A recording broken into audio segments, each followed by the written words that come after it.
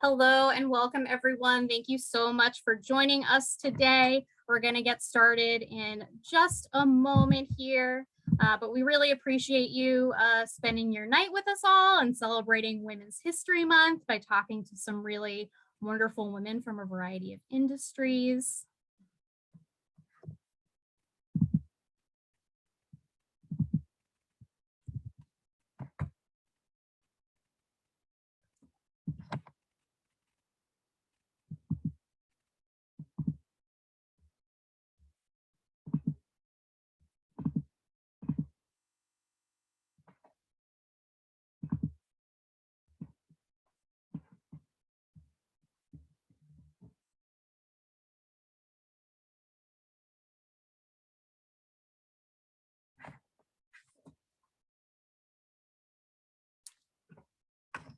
All right, so we can get started.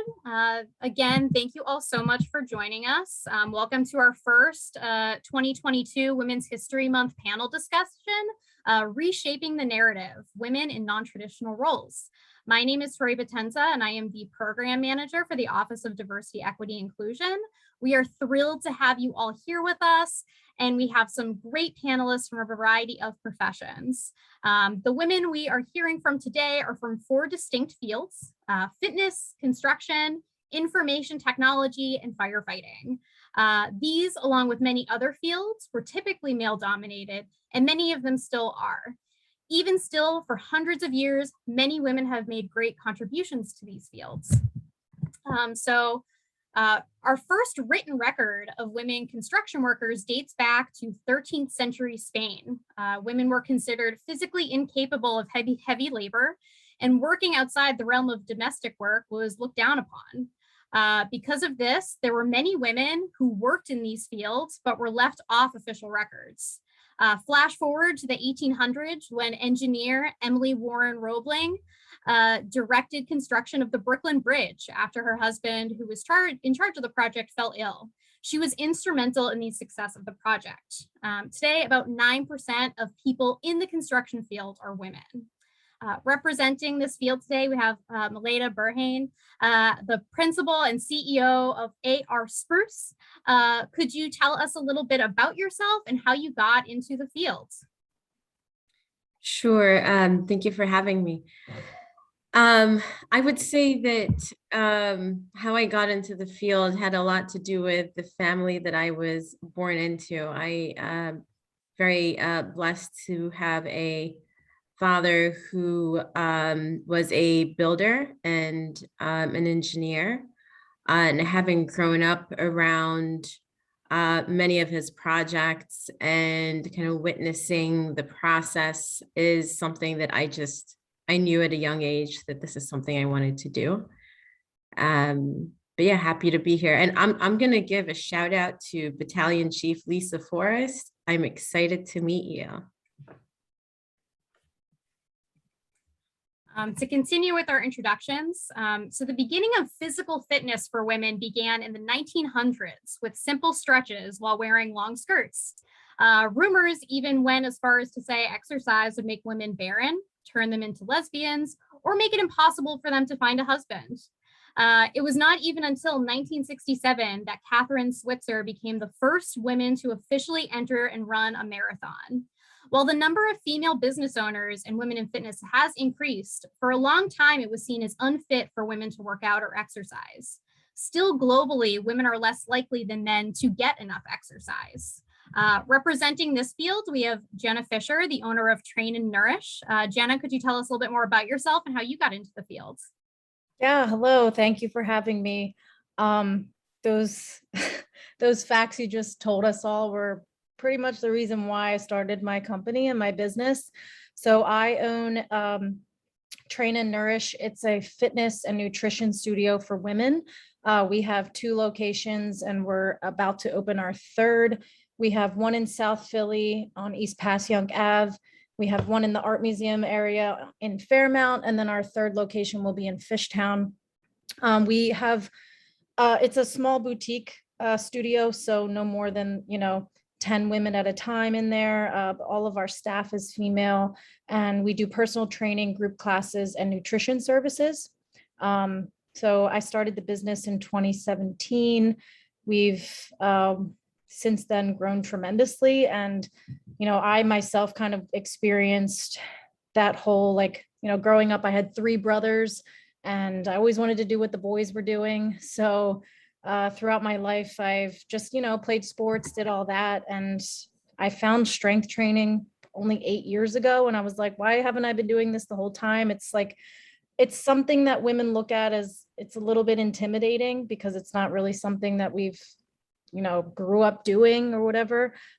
So I'm happy to be able to help women and teach women how to do something they didn't know they were capable of. Great. Yeah, thank you. Thank you both so much. This is so great to hear from you all. Continuing on, many women have contributed to the technology field, even as far back as the 1800s, when Ada Lovelace became what we consider the first computer programmer after drafting a plan for a machine called the analytic engine. Another notable figure is Grace Hopper, the focus of the book and film Hidden Figures, who helped confirm the accuracy of electronic computers used by NASA that ensured safe space travel. A 2020 study found that women make up 28.8% of the tech workforce. While this number is low, it is slowly increased. Representing this field, we have Melanie Harris, Chief Information Officer for the School District of Philadelphia. Would you tell us a little bit more about yourself and how you got into the fields? Sure, thank you very much. So as Tori said, I'm Melanie Harris. I'm the CIO of the School District of Philadelphia. I've been with the school district for 23 years. I wish I could say my story was something like Maleda's where, or Jenna's where they kind of felt they knew that's what they always wanted to be. I remember when I was in school, no one had computers in schools. You might have had one at home, and I had 2 friends that had one. And I remember in 5th grade, we had to fill out what we wanted to be when we grew up. And all the girls were filling out teacher and all the boys were filling out computer programmer. And not that I didn't want to be a teacher, and I had no idea what a computer programmer was, but I thought, well, the boys are writing that down. I'm going to write that down. But then, went out of my head for a very long time, and it's just a windy road that got me here. So. Great. Thank you, Melanie. And then we have Chief Lisa Forrest representing firefighting. So the first woman firefighter we know of was Molly Williams, who was a slave in New York City and became a member of Oceanus Engine Company number 11 in the early 1800s. While men were fighting in World War II, women took on a variety of roles typically held by men. During this time, 2 military fire departments in Illinois were staffed entirely by women for part of the war. Currently, less than 5% of career firefighters are women. So representing us is Lisa Forrest for the Philadelphia Fire Department. Lisa, could you tell a little bit more about your job and how you got into it? Absolutely. As my previous sister said, this is not what I set out to do. So I went to college for a brief moment, realized I wasn't ready just yet, left college, joined the military, then got hurt in the military. So I needed a job, and the Philadelphia Fire Department was hiring, and they were paying good money for a person that didn't have a college degree. And at the time, 19 years of age. So, but it took a few years to come on. So after a few years, I came on the fire department. I'm celebrating my 19th year this year. And I'm so happy to be in a field that I never thought that I could be in, because I never saw women in, the fire department. So, like I said, I filled out the application and the rest became history. Wonderful. Well, we're so excited to have all of you here, and we're really excited to hear your stories. Today, we have a student with us who's going to be moderating the panel. We have Francielis Estevez. She is a 12th grade student in Kensington Kappa. So I will hand it off to you to ask our panelists their first question. Hey. So the first question is, what messages did you receive growing up about career choices that were available to you, and what role did your identity play in that?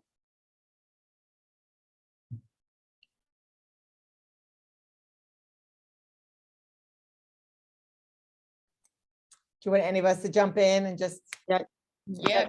Shout out. So, I was thinking about this. I think it's funny. I didn't really feel like I got any messages. I was seeing the question, trying to think back, and I don't remember being encouraged to go into secretarial nursing. I think I fought all those courses. I wish I can't type now because I refuse to take typing because I thought that was a skill I wasn't going to need. Little did I know, again, computers coming along. So I am much more intentional now when I talk to my daughters or when I talk to anyone in a classroom about you can be anything you want to be, and think about it. And the jobs that you want to be probably haven't even been created yet. Because I just don't remember it really coming up for me. Same here.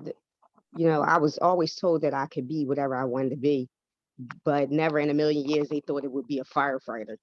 And I just remember when I came home and said I was going to be a firefighter.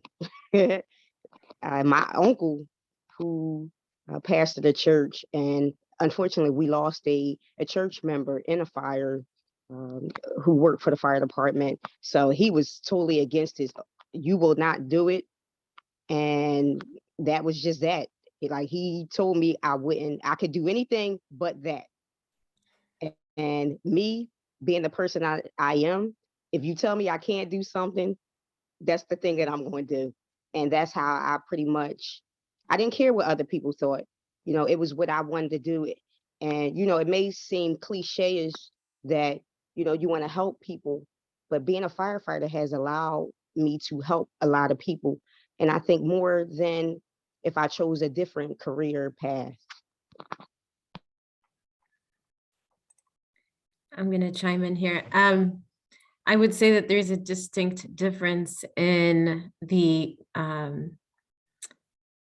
encouragement that I got growing up and picking the path that I did, to the reality of working in an industry that was predominantly male dominated. So I would say that there was a big reality check in the actual work itself. But I would say that there was never, similar to Battalion Chief Lisa Forrest's feedback, I think it was more of, do what you love, I think my father at one point said, you should be an interior designer. And I kind of looked at him sideways and I was like, no, I think I can do something more. So I picked up engineering, and that led to where I'm at today. But I would say that the encouragement at a young age was very different from actually kind of working shoulder to shoulder with others in the industry. Yeah, I agree with everyone else. I don't really remember like middle school and elementary school, anyone in my classes or teachers being like, here is what you can do in your career. It wasn't really until after high school when you got into college. And I had I was already in marketing when I was 20 years old. I fell into a job when I was 18 doing, this is really funny. I was, I got this job out of a newspaper, and the description was building websites. And this was when MySpace was a big thing. And I was obsessed with making my MySpace as pretty as possible. So I was like, oh, this will be easy. And it ended up turning into like web development and online marketing. And I got into that, and I went to college and I was like, oh, easy marketing. So I kind of just like fell into it. It wasn't like, my father was like, you need to be this, or you need to be that, or do what your brothers are doing. It was very much like, I'm going to do what I want to do. And I'm already doing this because I kind of fell into it, and it is what it is. And that's how my career path kind of started. Okay. What was the most formative experience you had that led you to where you are professionally today?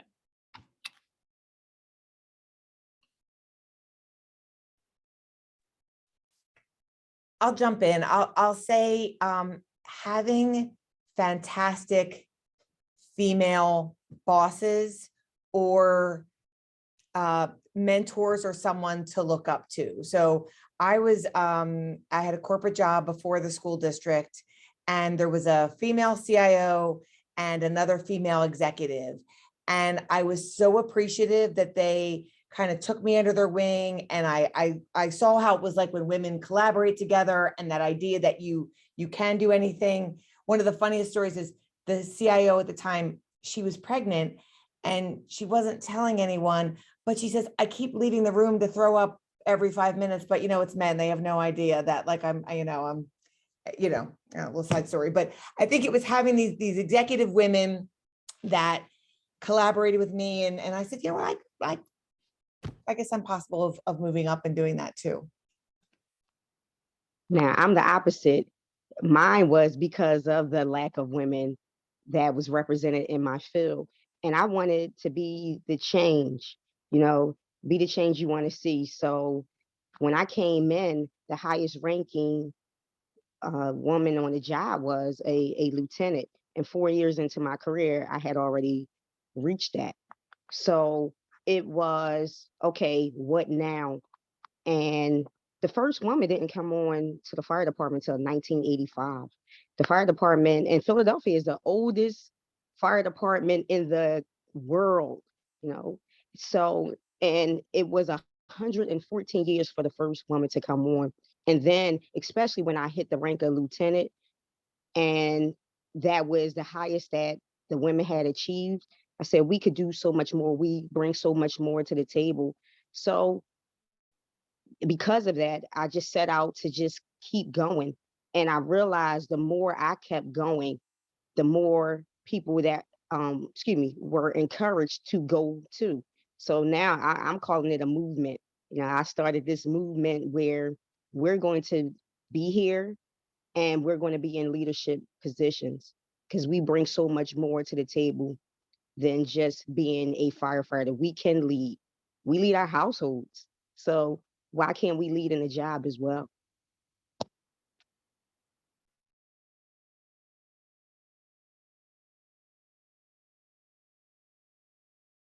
Do you have any thoughts, Jenna or Maleda, on this particular question? I'll chime in. So for me, it was more the practical kind of hands-on experience that I gained by going out and working for myself, kind of, jumping out of corporate America and saying, I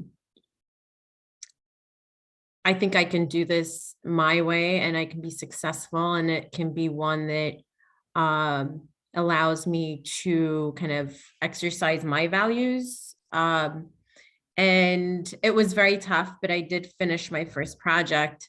And it was unbelievable, the doors that opened after completing that first project. And it was something that I almost needed, that validation, before I felt like, I was giving myself the credit that I needed to. There's always self-doubt. So I think there's always going to be a challenge with going out on your own and practicing your craft outside of this kind of framework, which is, for me, I needed to do that. I need to kind of jump out and see it for myself and work like hell, make sure I succeed. And that was it for me. So I don't know if that answers your question. So for me, I had to take a major leap. Obviously, when you go out and do something on your own and start your own business, taking that, big risk. And for me, I worked for four different startup companies from the time I was 20 years old until I started my own business in 2017. So I gained a lot of insight into, like many different areas of owning and running your own business. It's definitely not the same when you're in that seat and you're not like the outside looking in. But it gave me that experience. It gave me like, that whole like startup feeling where it's a small business. It's majority of your colleagues are men because it's just so small. I started at a company that's now a public company. I was I think 12th employee. and it was just me and maybe 2 or 3 other women at the time. But yeah, it's I think just experiencing growth from a small thing and then it becomes even bigger helped me kind of encourage me and give me the confidence, which is key to kind of own and run your own business. And it takes a lot of support and encouragement from friends and family too, to like go out and be on your own as well. When you have the people in your corner, people cheering you on, like coworkers, old colleagues, like, oh, this is great. Like you're going to do so well. Like you already do well here. Like you'll be fine. Like it takes, self-confidence, but also help from others as well. Okay, the next question is, what challenges or barriers did you face as you sought entry into your current field? That's the easy one for me. I'm 4'10". I know you can't tell by this. And when I came on the job, I was 100 pounds. And when they looked at me, they said, no way she can do this job, because I didn't have the look, but I had the heart. So while men, they have upper body strength, women, we more so have the lower body strength. So for me, the challenge was, but do it differently than the men, because I didn't have the same strength that they have in their arms. So it was all about technique. So the challenge was to figure out how to do the same job and get the job accomplished. That was, one of my biggest challenges.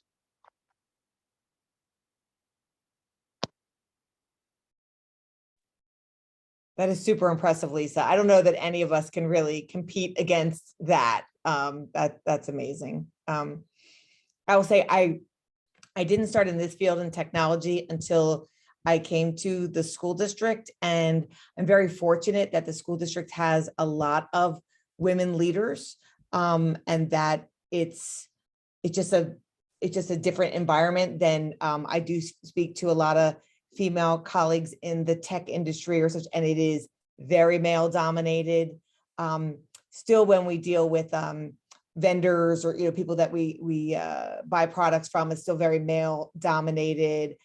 I remember somebody coming to the office early on and saying, well, I'm looking for the CIO, and I'm like, that's me. And it was kind of like, you are? Oh, well, good for you. I'm like, it is good for me. And it was very surprising. But yeah, I'm very fortunate that I have not had as many uphill battles here at the district as I know many women do in the tech industry. And I'm very happy to say I probably close to 50-50 staff, both everywhere from security engineers that are females, developers that are females, webmasters. So trying to break those barriers. So I would agree with what you just said, Melanie. I think that there's a lot of differences when you're in a corporate environment that's supportive of women in non-traditional roles. In the private sector, kind of, working for myself, what I experienced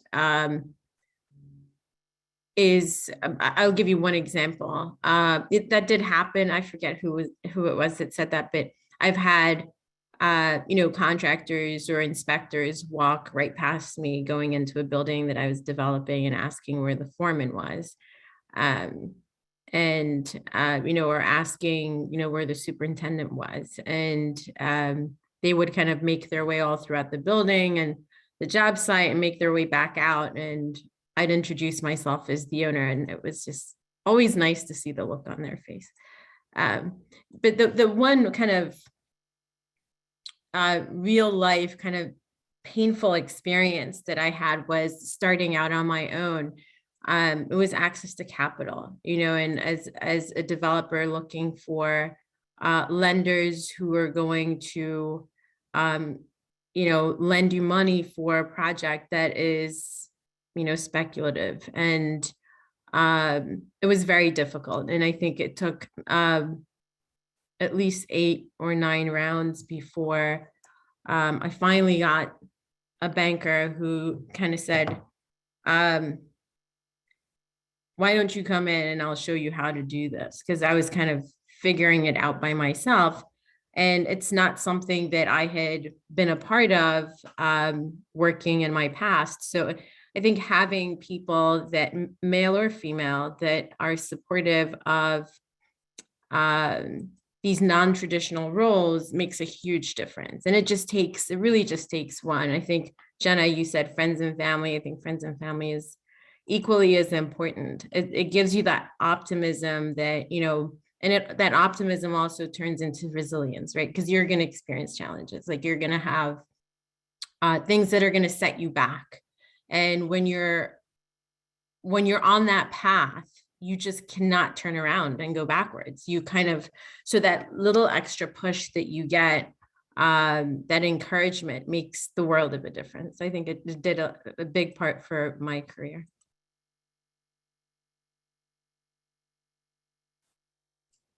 So I don't know if there's anything that sticks out with like a challenge or barrier entering my field.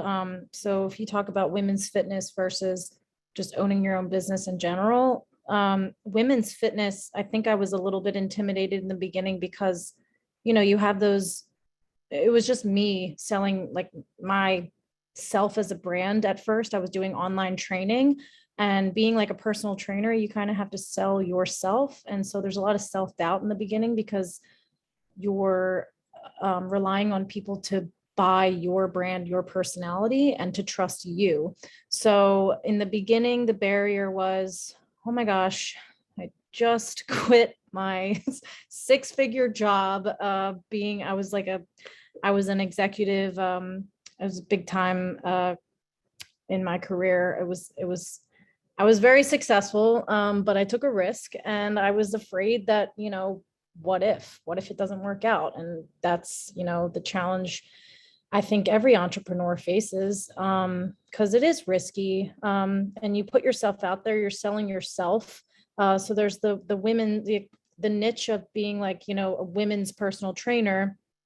You're selling your brand, you're selling yourself, expecting people to trust you. So it takes a lot to kind of get your personality out there. So I think that was a little bit of a challenge, just like believing in myself in the beginning. And then opening my like official first studio, it's like, oh my gosh, am I going to get clients? Oh my gosh, like, are people going to like know who I am? Are they going to trust me? Like, you just have to have confidence and just know that like you're taking a risk, and it takes a lot of hard work. And then, you know, that kind of coincides with just like opening your business in general, just like targeting a certain niche in a field that is male dominant, like working out, strength training. You go into a gym, you see all, you know, it's like male dominated by the weights. I wanted to take that out of a gym and just be in my own space where women can be like, this is our space, this is where we're going to work out. And when I first opened, I was like, is this going to work? And it sure as shit did.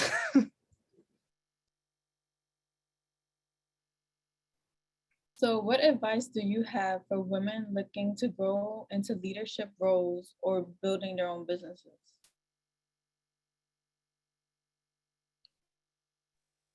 Well, for me, the advice is, you know, whatever you want to do, you know, anything is not going to come like easy. So whatever it is that you want to do, you can do it. But first of all, you got to put the hard work in.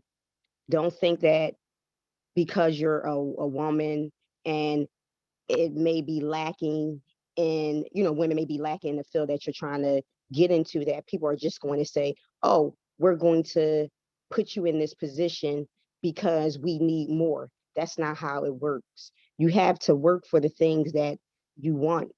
And that makes a difference too.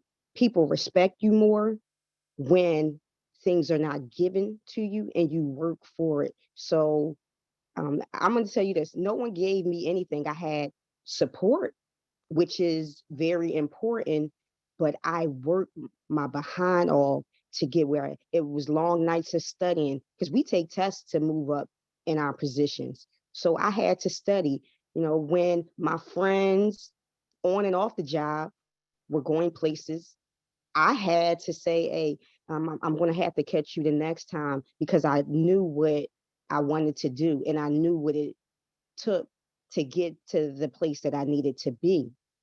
And get mentors, you know, whether they're on in the career field that you're in or not, you have to get somebody that's going to tell you the truth. Because I'm going to tell you this, have been times where I was going down the wrong path. I'm not going to act like I've been on the up and up all the time. And I needed some people to, pull my coattail and say, hey, Lise, I don't think you should do this, or you should present yourself this way.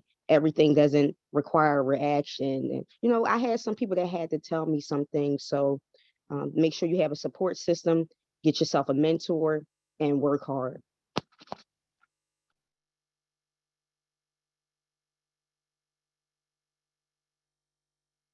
Yeah, I think Baton Chief Forrest really had it, saying it is, don't make any assumptions that you stand out among anybody else. Put your time in, put your work, learn what has to be done, ask the questions, stay late, come early, take on some assignments. But I would add, believe in yourself, believe that anything's possible, because it blows my mind nowadays that some people would think that a woman or somebody wasn't right for a job, that we still have to fight so hard. But believe in yourself. It's absolutely possible. Absolutely, if you can get a mentor or someone there to stand up for you, but someone's only going to do that if they see potential in you. So show them the potential that you already have inside.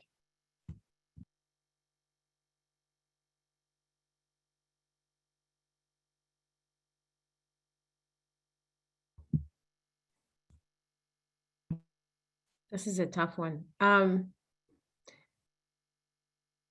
think, optimism is, as simple as it is, I think, very powerful, and optimism in yourself, and having confidence in your own abilities. And oftentimes in life, I think we get influenced on our paths, and it does change our direction, or it kind of affects us that in a way that wouldn't necessarily allow you to stay the course. And staying the course is very difficult when things get tough, but that's the moment when you kind of have to tap into it. And it's very easy for someone to say, oh, you can be successful in real estate. I'm going to go into real estate, and kind of jump into it because it's, I don't know, maybe it's, people think it might be lucrative, or they might think that it's, they kind of see what others have done and they say, this is easy, I can get into it. But it does take that hard work. I would agree with all the women that have spoken before me that hard work and kind of staying the course regardless, right? And understanding that you are on your own path, and that path is meant for you, and being able to not second guess yourself. There's going to be opportunities for failure throughout, and it's just a matter of keeping your eyes on on the prize. So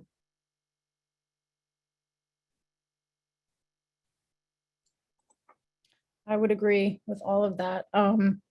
Confidence is key. Having a mentor is great. When I first started, when I was about to open my first location, I met who is now my best friend. She was also starting her own business, and we've just been like kind of echoing back and forth, like what we're doing and what our plan is. She's in a totally different field than me. So there's no weird, oh, like you're better than me. Like it was very much like, what's your experience and how did you handle it? So that's like kind of nice to find somebody that you can kind of just talk to, because when you're an entrepreneur and you own your own business, it's tough. You don't have a partner. You don't have someone to help you with decision making. It's all you. But I think the best advice I would give is to be confident, obviously believe in yourself. No idea is a stupid idea. And have a plan and execute, and do it afraid. You have to take risks to move forward. I have taken many risks. I'm still taking risks this week. Next week, there's going to be a new risk. There's always stuff. There's always hurdles. If you try something new and you fail, it doesn't mean, like that's it, it's over. It just didn't work. Try something else. Just because something didn't work out, you tested a new marketing campaign, it didn't perform well, don't run it again. Try something else. Try it a little different.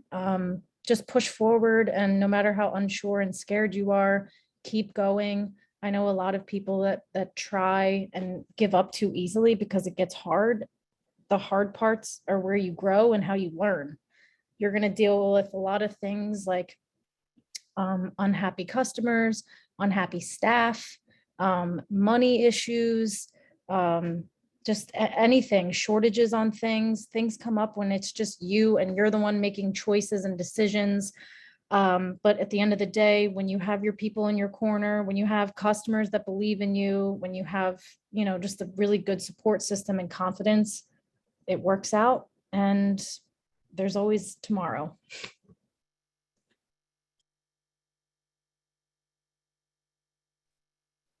Now, how do you balance career, personal life, and passions? And is there such thing as balance? I'm going to jump in here. No, there's no such thing as balance. I think women and, in all the roles that we have in our lives, whether it's, spouse or mother or career woman, whatever whatever career you're in, I think that there's this push, like, find that work-life balance. And it's like, you have to do what works for you. And balance for me is going to be different for Jenna and Melanie. And I think our lives are so unique. I think that if we're giving advice here, I think my advice would be just go easy on yourself and be forgiving. There's no perfect formula. I think that women tend to stretch themselves and take on a lot more than we probably should. And it's hard to say no sometimes, but there are moments when, there is this like reward factor and being able to take on all these things. And, sometimes you're going to do well in one aspect of your life and you're going to do horribly in another. And I think giving yourself some slack and understanding that there is no magic bullet solution for balance has been my recipe. And it has been, I have 2 young children, and I think communicating is very important, letting folks know, people in your life, whether it's work or personal, where you're at. I think sometimes we try and overachieve and keep things inside and hope that everybody gets it. I think it's okay to say, I need to focus time on blank, whatever it is. And it's that friends and family support. It's that workplace support that we were talking about. I'm glad you said it first, because I didn't want to be the one to come off to say there's no such thing as balance. I sat in so many workshops that talked about it, but I still have not mastered it. And some areas get more at times than others.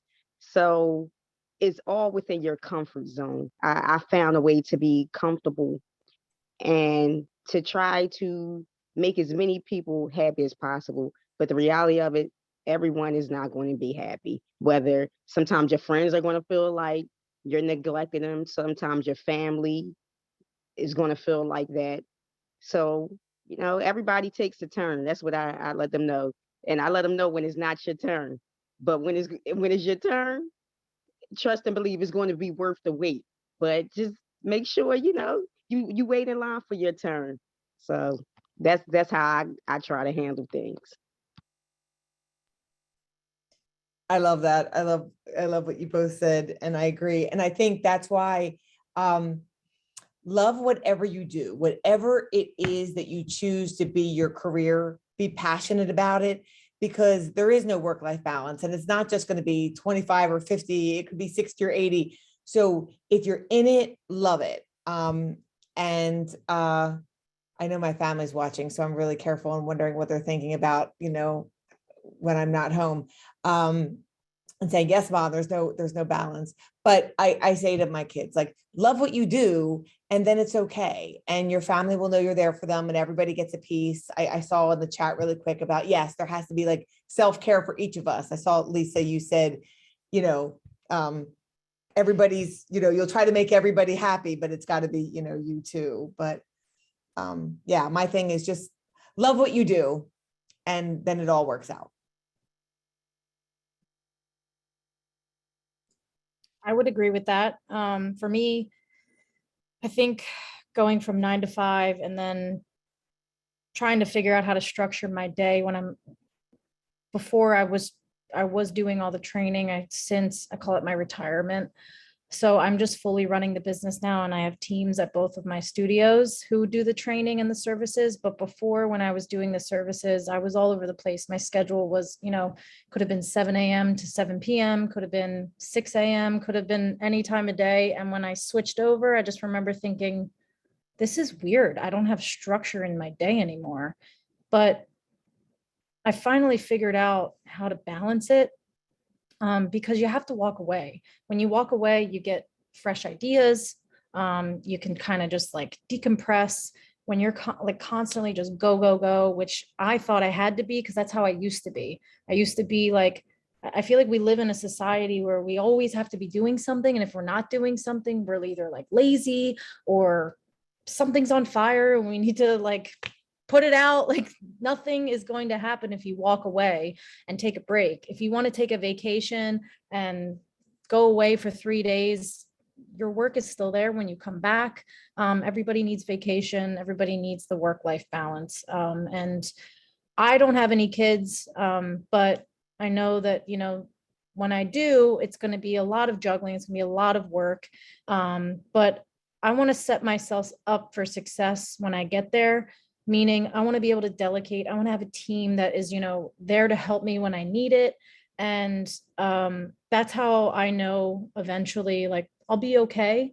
But I know that I'm always going to be jumping back into work because like Melanie said, like, I love what I do.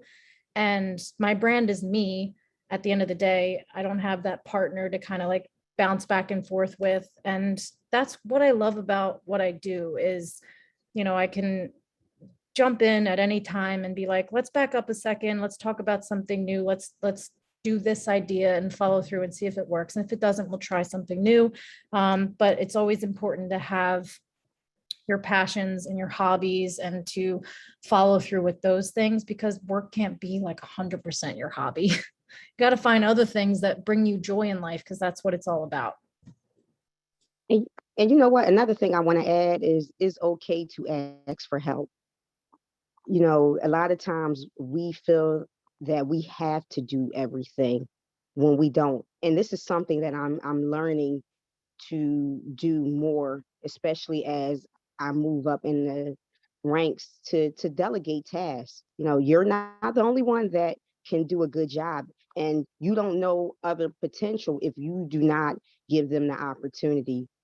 And then that allows you to have some self-care time, because you are giving somebody else the opportunity and you're not always being the person that's being called on.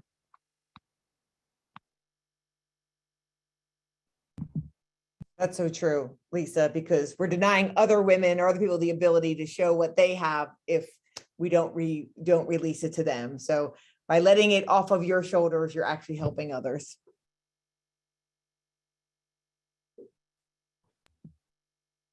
This is so wonderful. Any we're about to wrap up, but any other like seeds of wisdom or thoughts? I know we Cecilia in the chat asked about self-care. Any other thoughts the panelists would like to bring before we begin wrapping up tonight?